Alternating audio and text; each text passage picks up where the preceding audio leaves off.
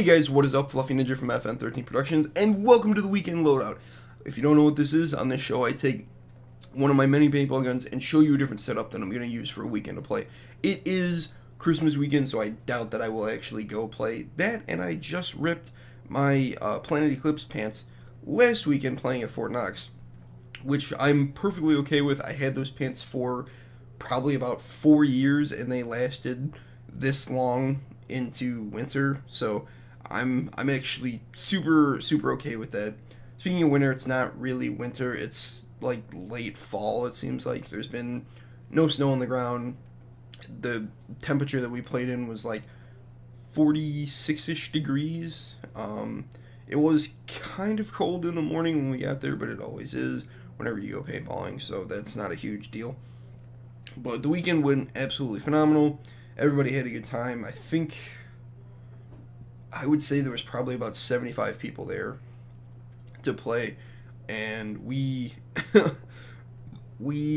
as in the regulars that play every weekend kind of thing, it was Adam and Keegan from Rage and Paint, Art, me, Nick that we picked up, Billy that we picked up. Don't remember the other guy's name that we picked up. For some reason, I can't remember his name. Jake. That's what it is. Jake. You know, it was probably about 10 or 12 of us, and we faced the entire walk-on group, which was about 40 people, and that was nuts. Like, it was super fun, but the problem was, it's the walk-on group, the people that don't play every weekend, the people that don't know the basic rules of paintball, really. I mean, they know to keep their mask on, barrel stock on, stuff like that, but they don't know when you get hit to call for a paint check if you don't know if it broke, and if it broke, to walk off the field kind of thing. So we ran into a couple instances of we had to overshoot a little bit, just kind of send the message, but that's okay. But anyway, this weekend's loadout is the brand new G-Tech.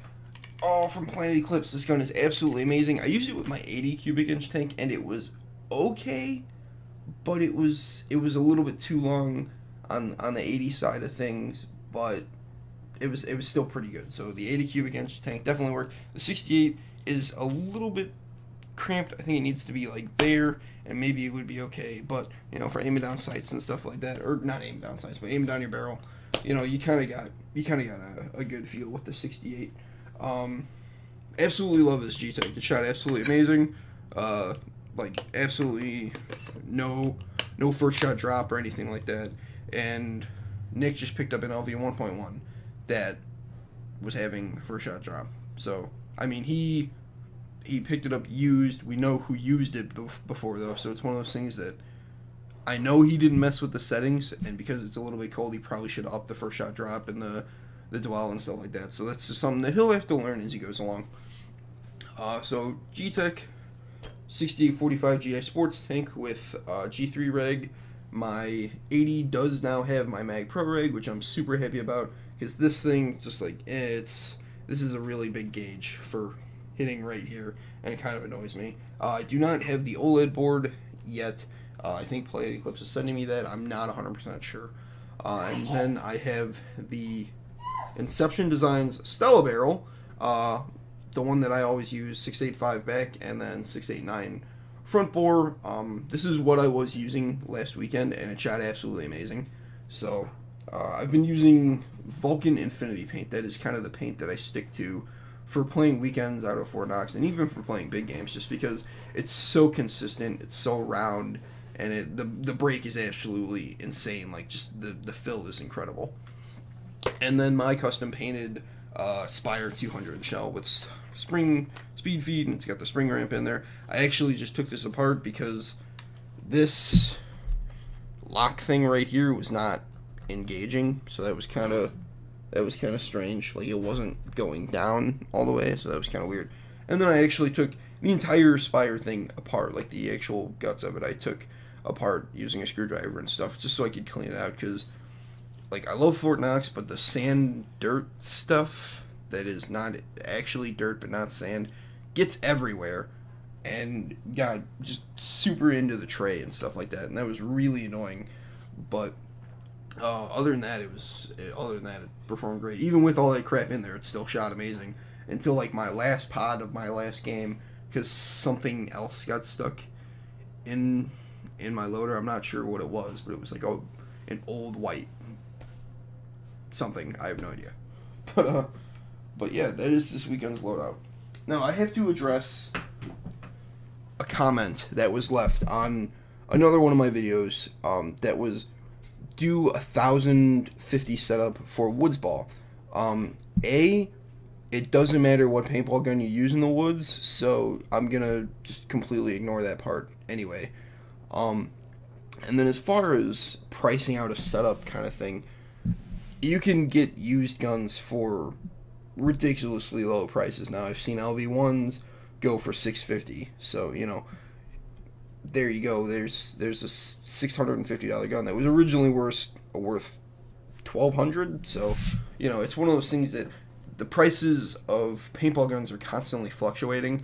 So trying to nail down a price on a gun is absolutely insane. Now, if you want to buy a new gun, yeah, obviously you can kind of get the prices solidified, but it's another one of those things that, depending on who you're dealing with, if they're willing to cut you a deal, if you're willing to pay shipping, if you're willing to, you know, do whatever, you know, again, the prices are all over the place. Even though MSRP is $550 on a G-Tech, you might go into the shop and be like, all right, well, I have $500 for a gun today. What can you give me? And then I'll come back and spend however much on a tank and a loader. You know, you know, again, it's, you know, store owners are willing to deal with customers because they, A, want to sell product, and B, they want you to play paintball because you're going to come back. It's like, honestly, it's like meth. If they give you the first taste for a cheaper price, you're going to come back and keep spending money on paintball stuff. It's an addiction, man. We've all tried to quit, and it just doesn't work. And airsoft definitely doesn't fill that gap, so don't even try doing stuff like that. It's gross. It's like the skunk weed of sports, yes. I don't know. I'm not a drug person, so I'm actually not sure how to address that. But I'm pretty sure that's a pretty good comparison. But yeah, that is this weekend's loadout. I will be doing a video on the 1,050 setup, even though my PB friend, or your PB friend, has already done a video on that, because I'm pretty sure they got left the same comment by the same person, which again doesn't, you know, it's not a big deal. You know, if you want an answer to a question, you're gonna fill out to multiple people. So yeah, that is this weekend's loadout. Thank you guys very much for watching. Thank you guys very much for subscribing if you're a subscriber. Comment, like, do all that other YouTube stuff below, and I will catch you in the next video.